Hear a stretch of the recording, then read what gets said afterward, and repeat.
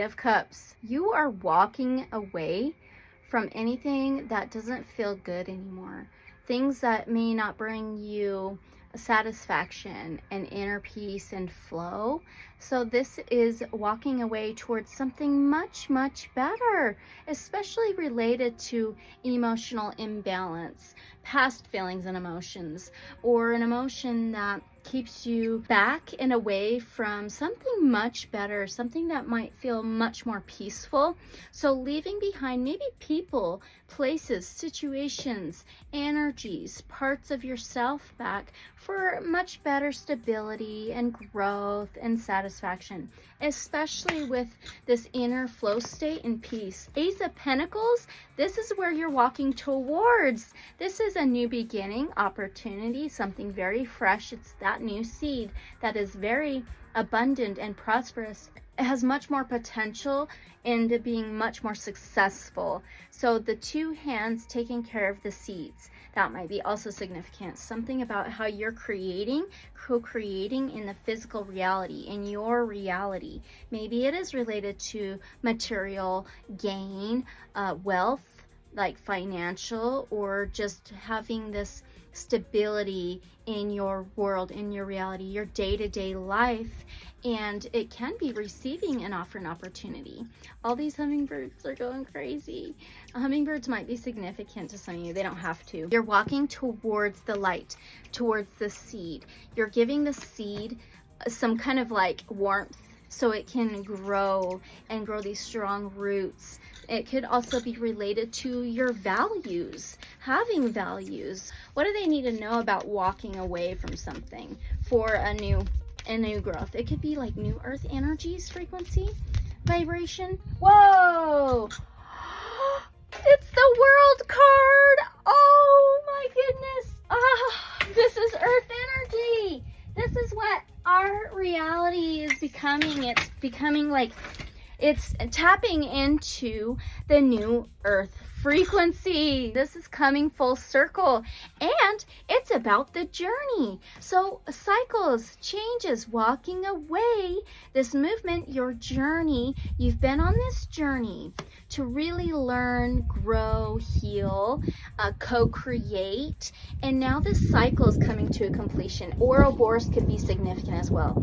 It just got more cloudy and this wind came in, this breeze, so that's also significant. So it's time for the winds of change, right? Shifting the sands of time. So timeline shift, you might be shifting timelines, and that's the old timeline you might be walking away from and stepping more into this new earth frequency. And I'm a believer that it's like new earth frequency consciousness. It's not like, I believe it all starts within ourselves first. It starts with the seed first, right?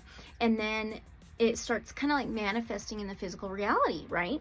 So this is also success and accomplishment. This is a journey, travel, cycles, changes, rebirth. Sacred geometry could be very significant.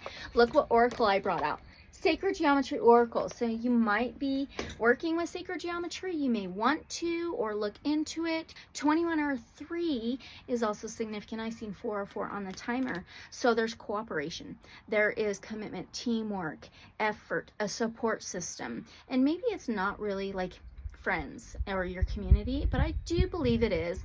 But it could just be your angelic support system, support team. But anyway, this is accomplishment, success, triumphant energy. But it's all about your journey and being very mindful of your journey as well. It's not just going into abundance, prosperity, financial success, things like that. It's really recognizing about the journey along the way. So what do they need to know about the World card? What do they need to know about the world? So this is your reality, okay? Tapping more into the new earth frequency. That's very prominent. Okay. What do they need to know about the World card?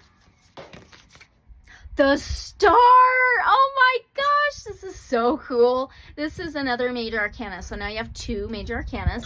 So major energy going on, very powerful.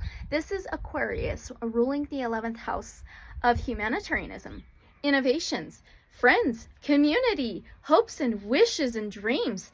This is you being tethered to the stars. We just had the solar eclipse, so I feel like that's very significant, along with the new moon.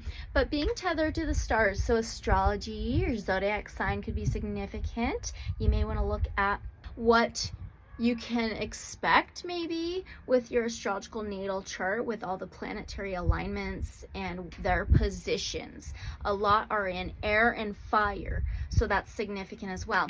17 or an 8 could be significant.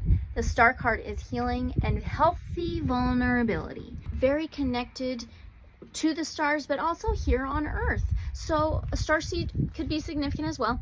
So life mission, life purpose, starseed mission, starseed purpose, possibly. So your mission here on Earth has come from the stars. Like that's where the roots are, but it's leaving behind maybe ties, tethers, cords, attachments, especially related to your emotions. Yeah, something to do with the past that's not going to serve your mission here or something. We can have multiple missions, multiple life purposes, right? So now let's use the Sacred Geometry Oracle and see what this has to say. I'm very, very curious.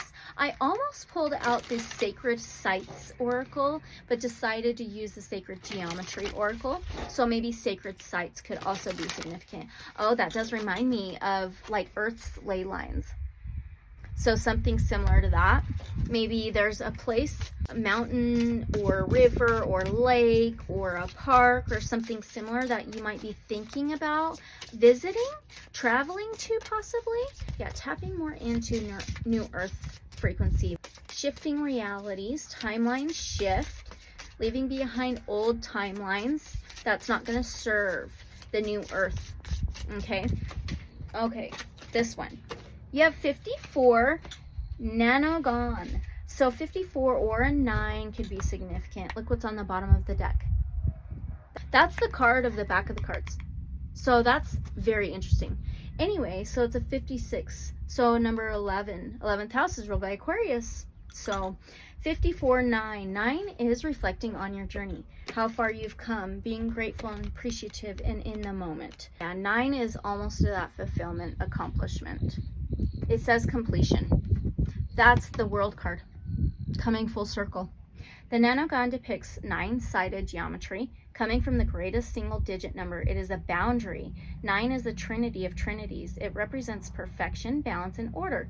It is ultimate extension, achievement, and completion. This card represents the completion of a cycle in your life. You have given energy and achieved much during this phase. Events and relationships have served to help you grow and define who you are, giving your life meaning and resonance. There is no need for sadness or regret because you have given your all and contributed your best. Now you stand at the gateway of something entirely new. Yes, the gateway, stepping through. Bless the times that have come and are now completed, and get ready for the next adventure of your life. See yourself already in this new place. Let's call it Cloud 9. It is a place of growth and your highest joy. Rejoice in what is yet to come. Oh my goodness, be ready for this next chapter coming in your life. It's going to be very powerful, beautiful, lit, maybe more clarity for you. I think it's almost like going to be a surprise in a way. So yeah, it's like going to be mirroring from your internal world to your outer world as well. So let's pull one more from the Runes Oracle. What rune can they use to end their message, please? What rune can they use? Oh, there it is. Okay, Ingwa's symbol is fecundity, renewal. Are you kidding me? Your life is being renewed. The rune symbolizes fulfillment. That's the World card. Exactly. It is a reserve of energy waiting to be developed and used. Oh my goodness. You may want to look more into this rune symbol. What a cool message, you guys. All right. So thanks. Take what resonates. Leave whatever may not resonate. Use your discernment. Abundant love and light. So be it. So it is. Bye.